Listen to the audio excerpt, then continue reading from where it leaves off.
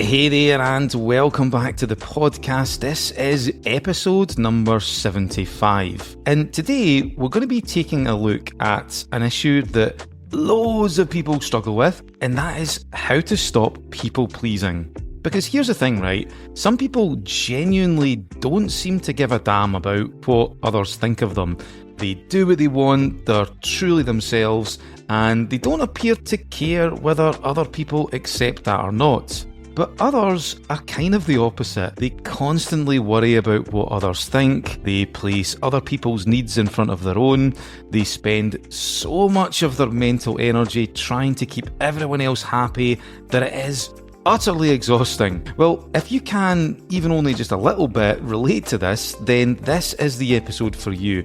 I'm going to share 5 tips that can help you stop people pleasing, or at the very least, start to slowly shed that overly helpful exterior so that you can reclaim your energy, your mental well-being, and sometimes even your sanity. So grab a cuppa or whatever you do when you're listening to your podcasts, and let's get started.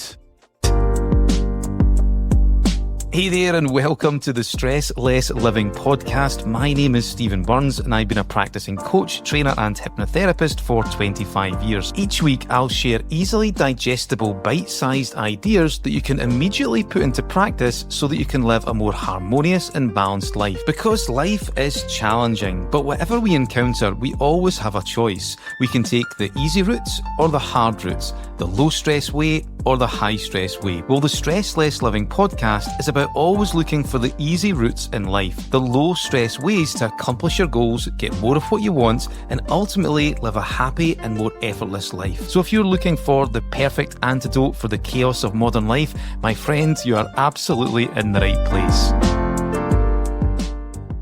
So let's get started. First of all, let's take a look at what people-pleasing actually is, because you could ask a dozen different people and they would most likely give you a dozen different answers. So let's have a starting definition.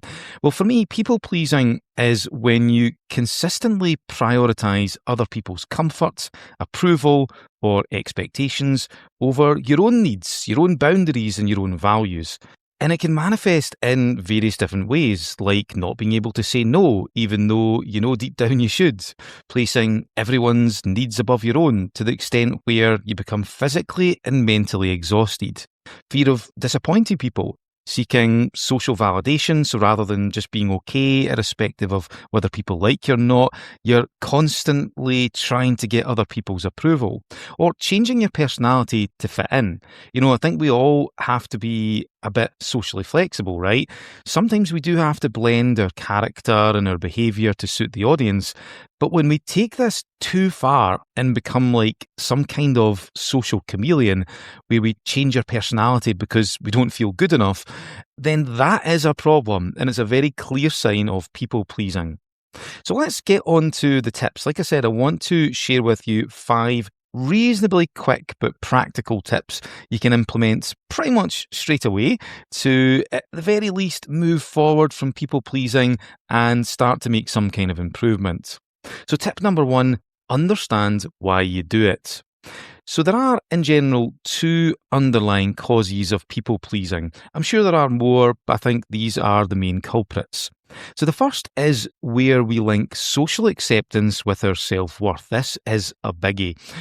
We buy into the belief that if people don't like us, then that is conclusive evidence that we're simply not good enough.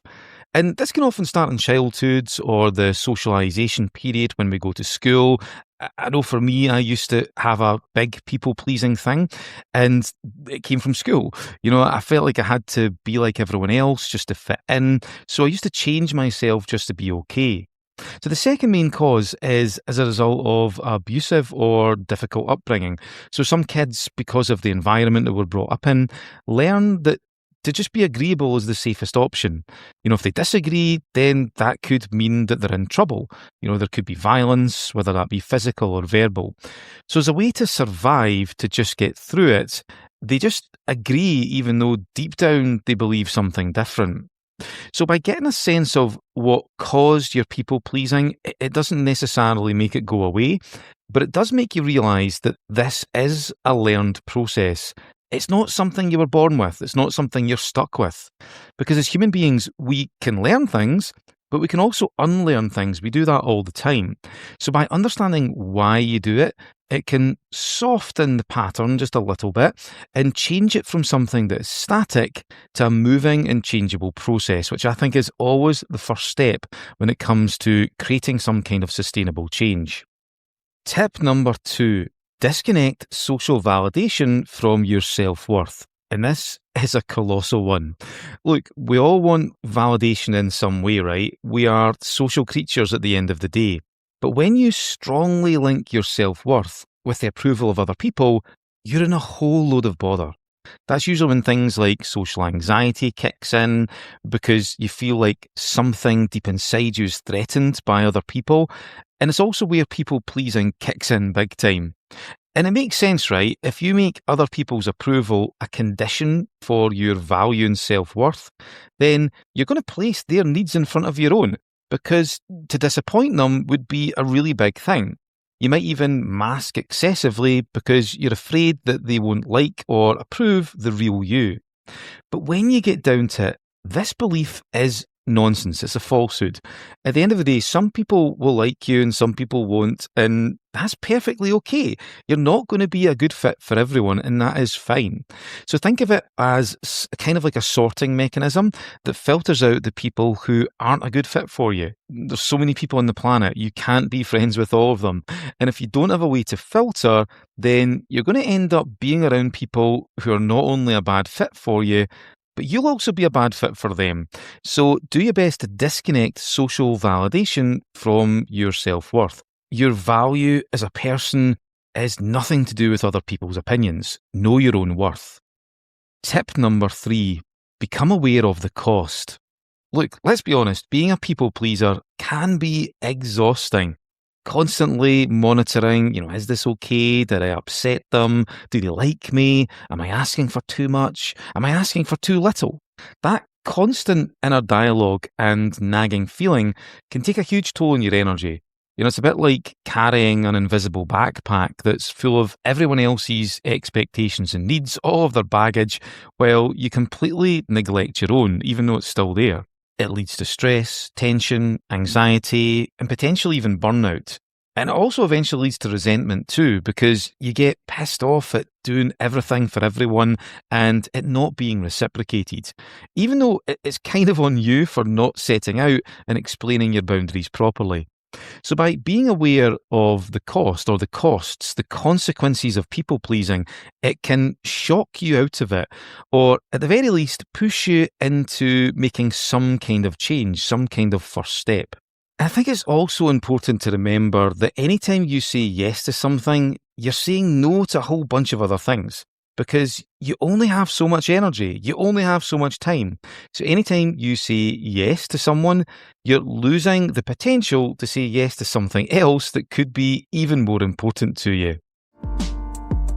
Are you someone who struggles with work-life balance? You find it difficult to maintain harmony between career ambitions and your personal well-being. You're doing your best to balance demands and deadlines with the other important aspects of your life, but things like burnout, stress, and a nagging sense of guilt seem to forever lurk in the background. Well, one of the best first steps that you can do to create more balance is to do a full life audit. This is a powerful process that helps you highlight areas of your life that are a little bit out of sync that potentially need addressing so that you can be more in harmony. So if you want to do a life audit, then I have a free PDF that will take you through the entire thing. To get access to that, please check the show notes. You'll see a link and all the information you need. Tip number 4. Set healthy boundaries using the 3 C's methods. So the 3 C's method is something I created a few years back for creating healthy social boundaries. So if you want a bit more in-depth information about this, I did a full episode on this. It's episode number 48. But it's a way of clearly letting people know what's acceptable to you. And the thing is, people need that. As human beings, we test each other's boundaries all the time. It's how we know what's acceptable and what's not. So if we don't know what our boundaries are or we don't communicate them, then people will walk over the top of us. They'll take advantage of us, not because they're mean, even though sometimes they are, but because they just don't know what's acceptable for you. So they'll just keep on pushing. So what are the three C's? What do they stand for? Well, it stands for create your boundaries, communicate, and consistency. So first of all, you want to figure out what your boundaries are. How do you expect other people to respect them if you don't even know what they are in the first place? So you want to take a bit of time just to explore that.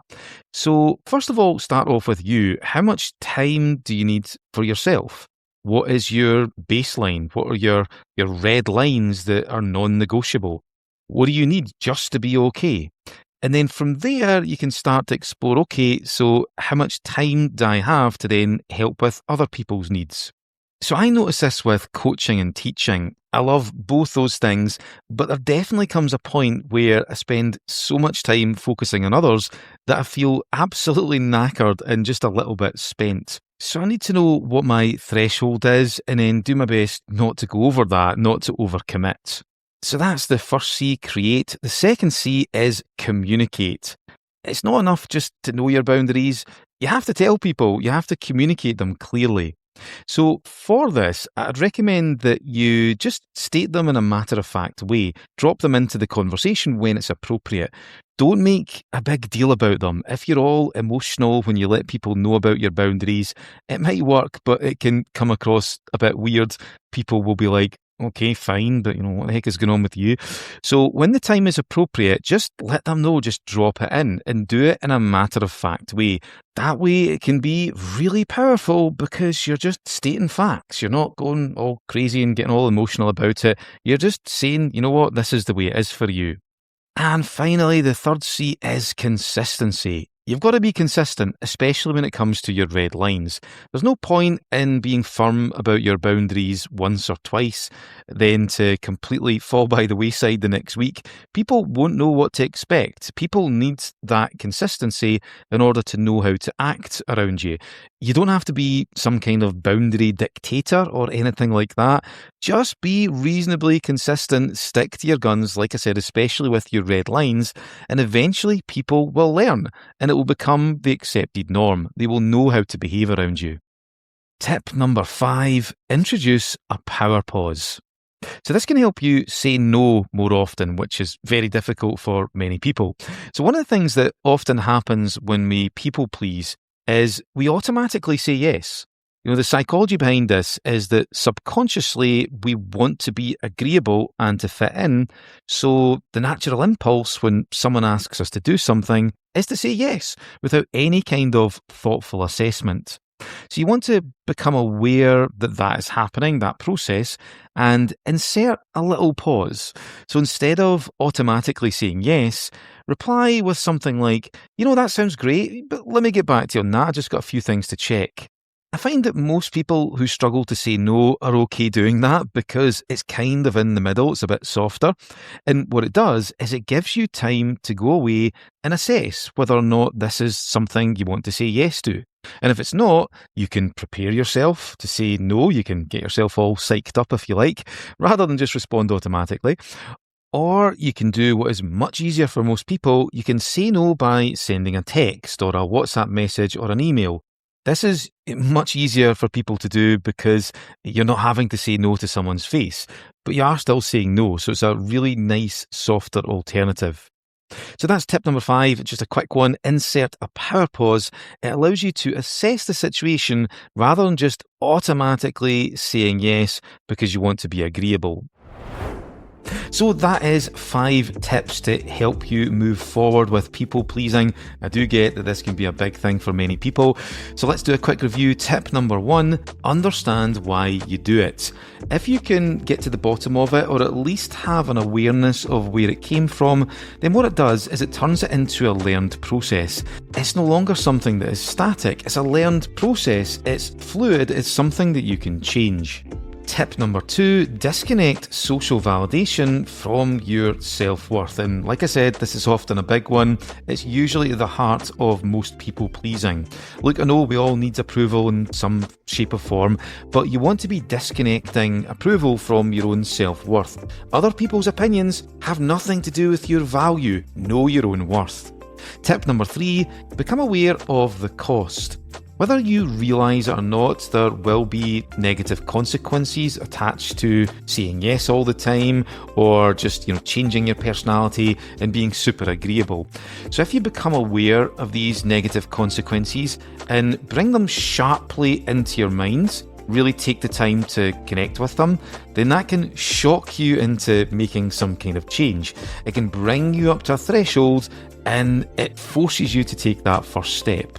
Tip number 4, create healthy boundaries using the 3 C's method. So you want to just keep 3 words in mind. Create your boundaries, communicate, you want to get your message across and do it in a matter-of-fact way, and you want to do it consistently. There's no point in just doing it once and then falling by the wayside. You want to make it a pattern. That way people know how to behave around you. They know what to expect. And finally, tip number 5, introduce a power pause. We often subconsciously just automatically say yes because we want to be agreeable, we want to be a good friend or a good business colleague or a good work colleague, whatever. But if you introduce that pause, just say something like, that sounds like a good idea, but just give me a chance to think about it and then I'll get back to you. And then that gives you the chance to insert that thought process, and you can still do it if you want, but it gives you that window to then go, you know what, this is not a good fit for me, and you can then let them down gently. You can either do it to their face, you can get yourself built up and prepared for it, or you can do it in a softer way through email, text message or WhatsApp. So there we have it, that's 5 tips that can help you stop people pleasing, or at the very least start to shed that agreeable skin and take that first step forward. I'm not exactly sure what agreeable skin looks like, but anyway. But hope you enjoyed this episode. If you did enjoy it, I would love it if you could follow or subscribe wherever you listen to your podcast. And if you're feeling especially generous, that inner people pleaser, you got to say yes to this, is if you could leave me a review. It really does help get the word out. So thank you once again for listening. Have a great rest of your week, and I'll speak to you in the next episode.